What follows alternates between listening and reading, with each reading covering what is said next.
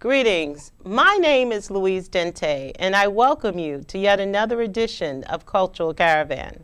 On this edition, we have a special spotlight on two giant poets in the literary world.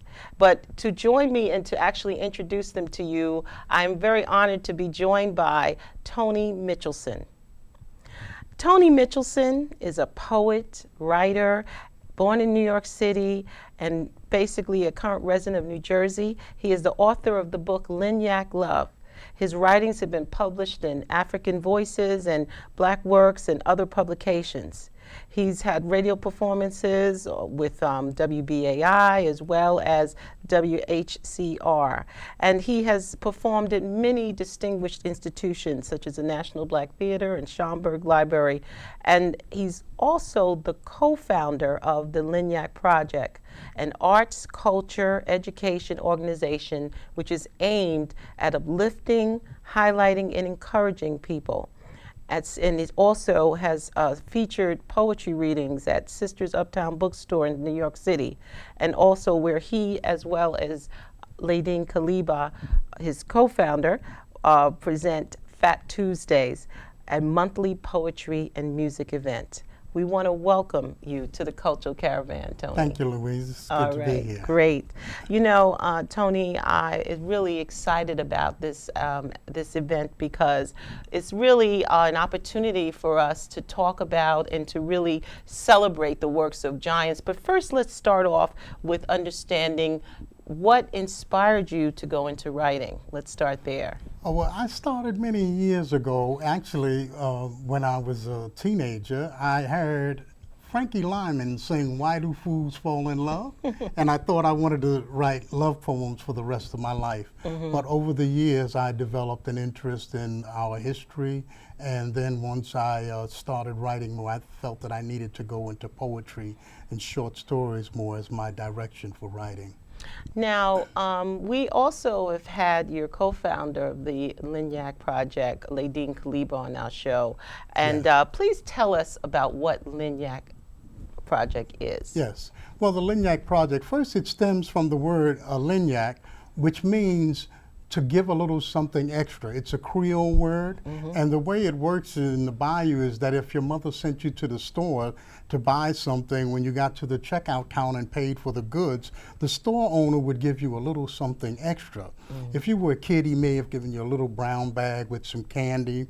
If you were getting some greens for your mother, he may throw in a sweet potato or two. And so that's Lyn-Yak, something extra. So I brought that concept back north here, and Lyn-Yak and I talked about it and said, that's really a great idea. And one of the things we found with Lyn-Yak is that all you have to do is not be a store owner, but have time. And if you have time, you could contribute to giving Lyn-Yak to someone. And we always use an example, and I say with my poems, if you have 1 hour per month to give in Lyn-Yak, you can divide it any way you want, but I always tell people, take 15 minutes and read to a young person. Take another 15 minutes and have a young person read back to you. When you're coming home from work or school and you see the young teenagers outside, take 15 minutes and talk to them.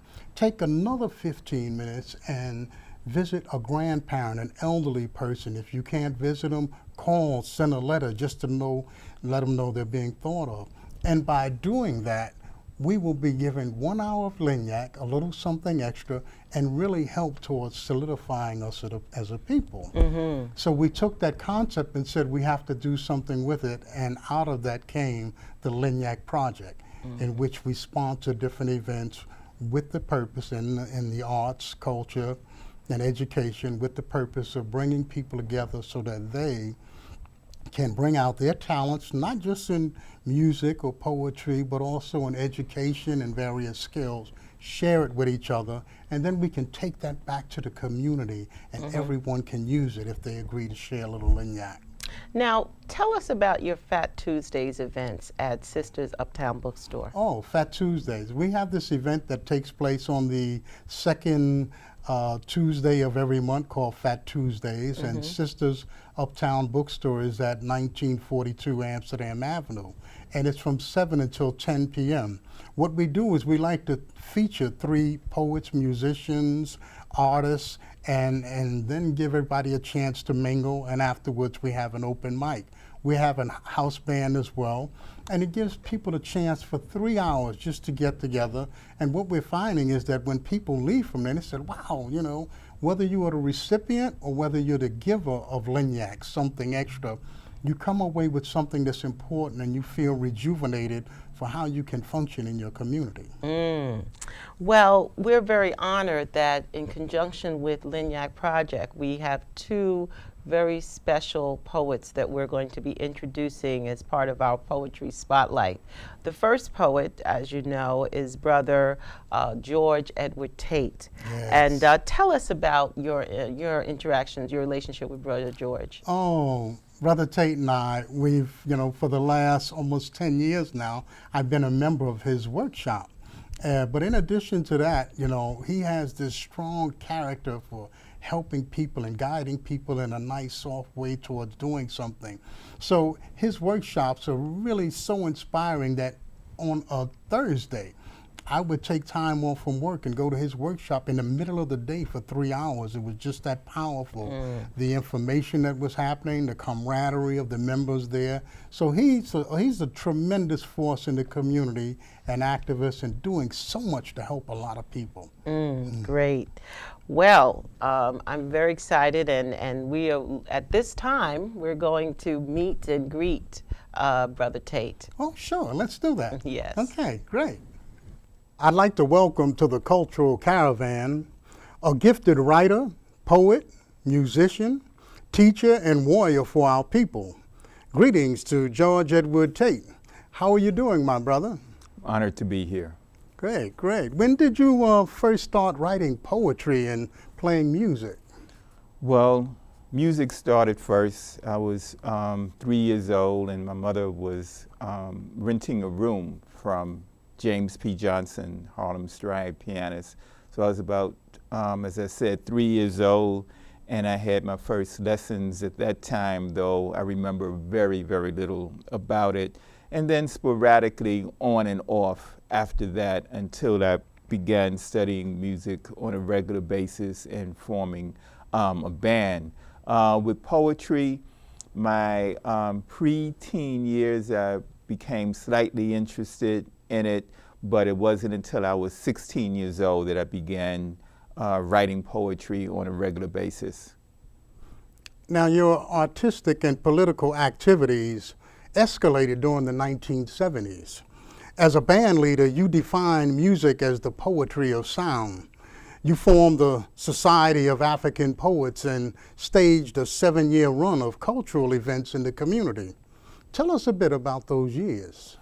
Well, during the decade of the 70s, the first part, I did focus on the music. Again, music being the poetry of sound, but also poetry being the music of literature, so I was doing both. And the music we were dealing with was called Black massical music, and it was opposite of the concept of what classical music is about, meaning that it was connected more to the masses. Also, it was inspired by people like Coltrane and Sun Ra and Albert Ayler and Pharoah Sanders, etc. So we were able to go outside the box in terms of sound, in terms of creativity, and we moved around on the campus a lot in different cultural centers. And our best venue was the East, which was a very famous place in Brooklyn on 10 Claver Place, at 10 Claver Place. As a matter of fact, if someone had asked me if I preferred to be at Carnegie Hall, which I never played, or the East, I would have said the East automatically. Right.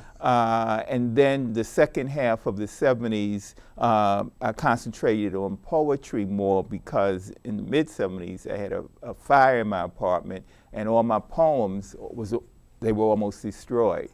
And so I saw that as a sign that I should do something with the poems. And there was a brother by the name of Rich Barty who had a poetry theater called Potential Unlimited that basically a very warm brother who invited everyone and made everyone feel comfortable. And so I started going there and reading my work. And then we made a deal that I would start running a poetry series in his place because I wanted to upgrade the activity that was taking place and basically structure it in a different way. Right, right. Okay. Now, in 1983, you were named Poet Laureate of African Nationalism. That was followed by the Poet Laureate of Harlem. And in the same 1983, you also published your first volume of poems entitled At War. Now, you and other writers, activists were on the stage and front line during those years. What impact did the work you were all doing back then have on society? Well, I must say initially that the work I was doing in the 70s with poetry, with music, and in the 80s that led into me being named the Poet Laureate of African Nationalism and then Poet Laureate of Harlem. That particular work started with Will's Record Shop, with me listening to people like Alombe Brath coming in there, and people like the Muslims and other African nationalists and activists, and me being in the street listening to Malcolm X. So by the time the 70s hit, I joined an organization, a national organization called African Liberation Support Committee that had a host of well-known people, and that gave me a particular foundation between African Nationalist Pioneer Movement, what Malcolm had been saying up until, of course, 1965, but he still informed my writing and my thinking, and then with the African Liberation Support Committee. So by the time I dealt with poetry was coming from that perspective.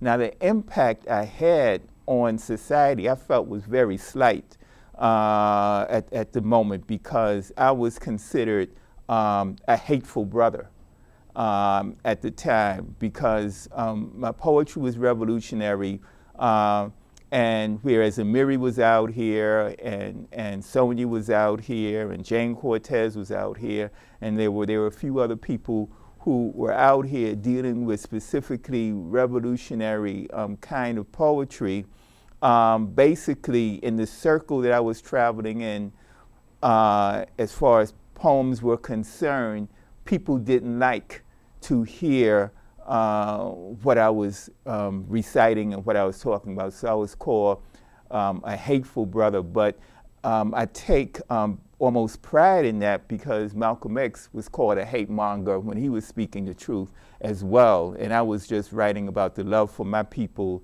and the truth about those who were oppressing us. So the impact was very slight.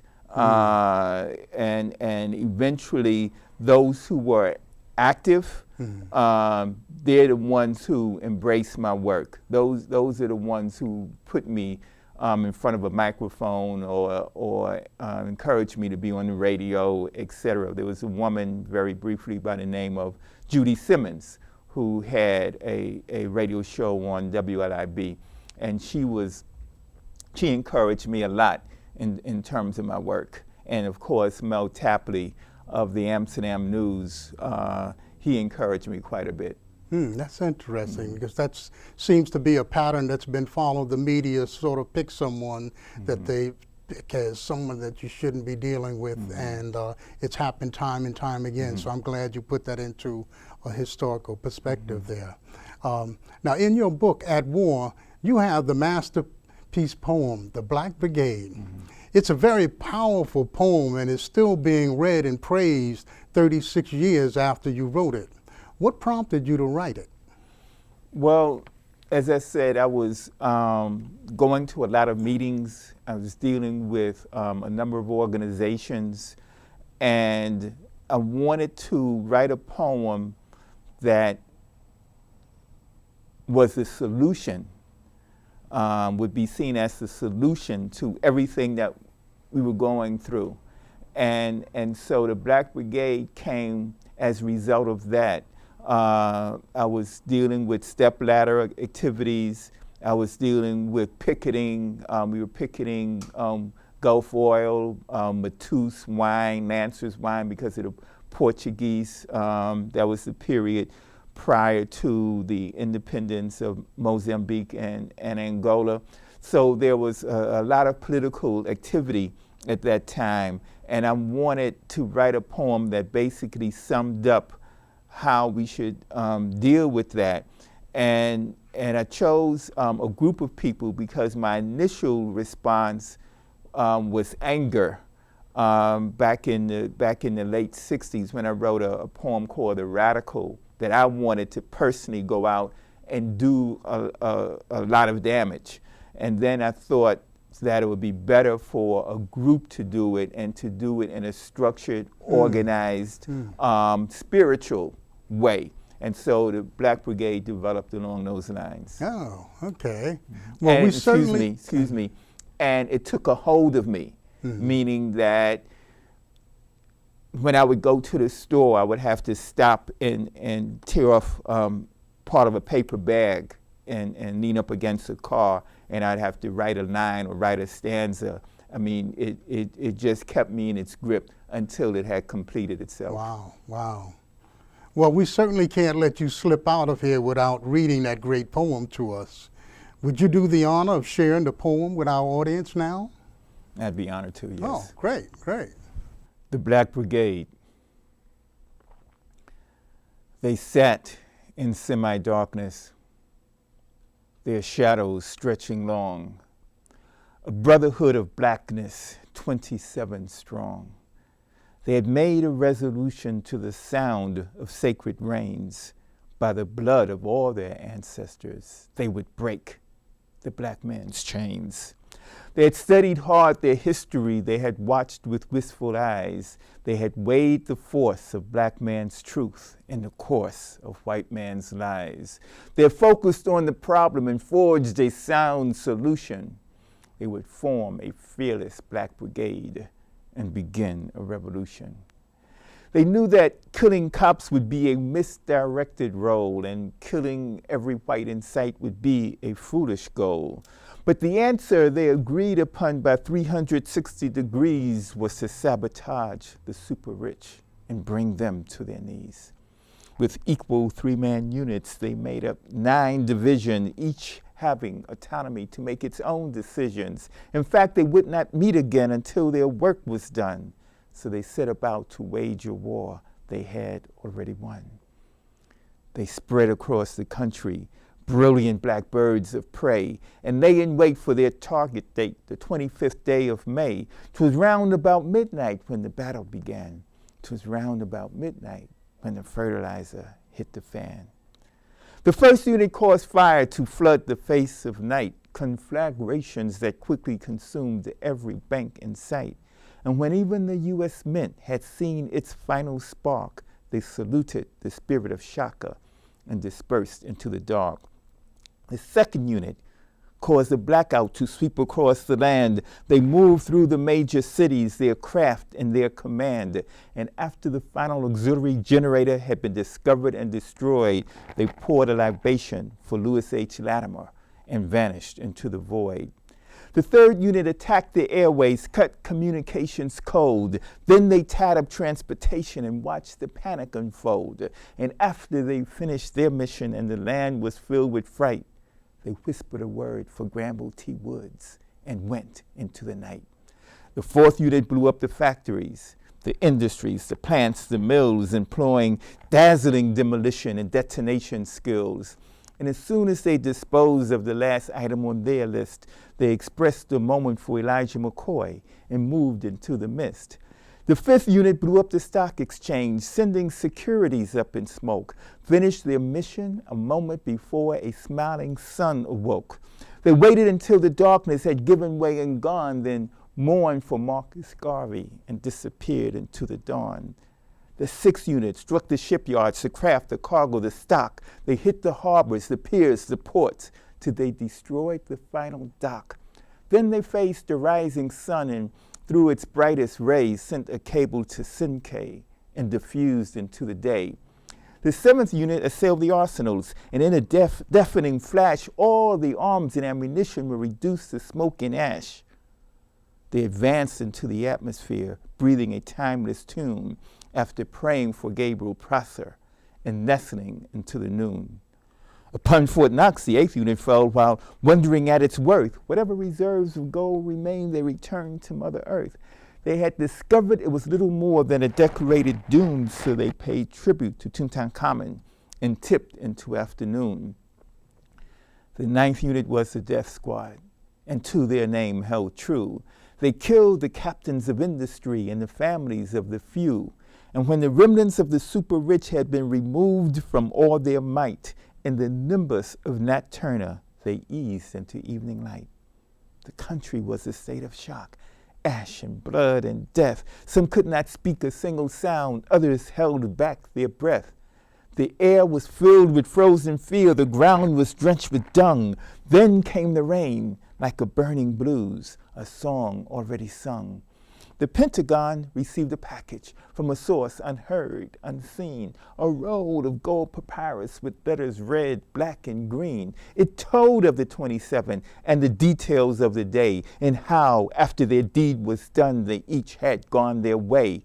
How could this be? The cries went out. Can anybody tell? A mere 27 black men could not have caused this hell, but then someone seemed to remember how 5,000 people were fed on 2 single fish and a mere 5 loaves of bread.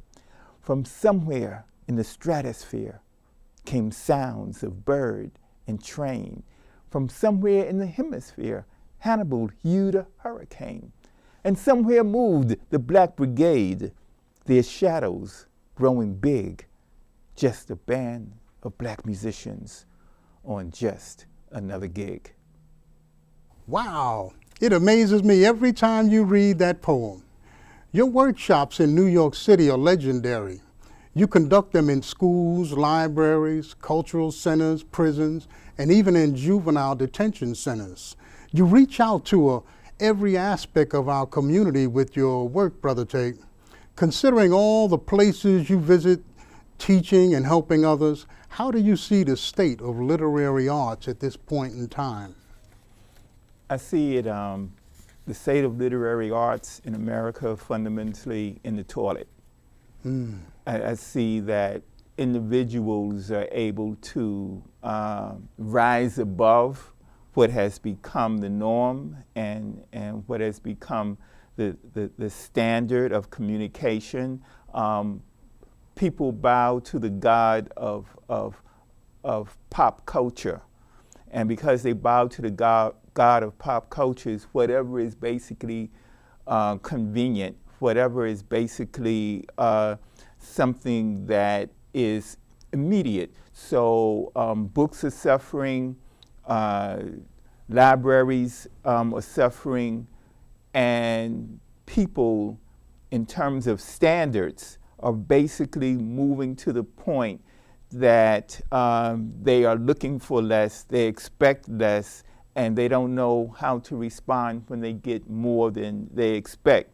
So there are quote unquote old timers and I'm sure a number of young people who are attempting to move in the tradition of excellence and deal with the standard of excellence, but the few who deal with excellence are far outnumbered by those who deal with the immediacy of pop culture. So if you can, whether it's music, whether it's art, etc., if you can get people to follow you, if you can come up with a gimmick, if you can come up with getting endorsed by someone who will be able to package you as a particular product, then you will sell that book. You will sell, in fact, yourself. So this is what's happening. And so clearly at the same time, there are people writing, there are people who do not buy into that. And people are writing good works and sound works, but these works are not being dealt with in the way that they're really seeing the light of day in terms of the masses of people. Oh, that's such a sad thing that's taking place too. Now, that isn't taking place. In your latest book entitled Sword Song, you cover many years with beautiful and poignant poems. Each one is filled with our history, culture, and folks who made it possible for us to be here today. You also dramatize some of the issues we need to address if we are to survive. This book has something for everyone in it. So can you do us one more favor and read a brief poem from Sword Song? I'd be glad to. The obituary. Who silenced the cry for freedom? Where did the struggle go? What void contains the corpse of revolution? Who made formaldehyde our beverage of choice and changed our anthem to taps? Is it the carcass of courage I smell, or the decomposition of destiny? When was the magic replaced by maggots, and why do we fatten the worms? How can our audience get in touch with you to learn more about the great work you do and how to get copies of your books? Well, you can go online to georgeedwardtait.com and Tait, T-A-I-T, Tait, georgeedwardtait.com, or swordsongs.net, georgeedwardtait.com or swordsongs.net, or you can call 212-283-6074. Brother Tait, you have been a big inspiration in my life. I want to thank you on behalf of myself and the thousands of people you have helped and inspired over the years. I also want to thank you for visiting the Cultural Caravan. And in the spirit of Lyn-Yak, I just want to say thank you and peace, my brother. Now, thank you. I hope you've enjoyed this broadcast, and we encourage you to continue to tune in, to write, and to tell a friend. But until next time, Louise Tait saying thank you.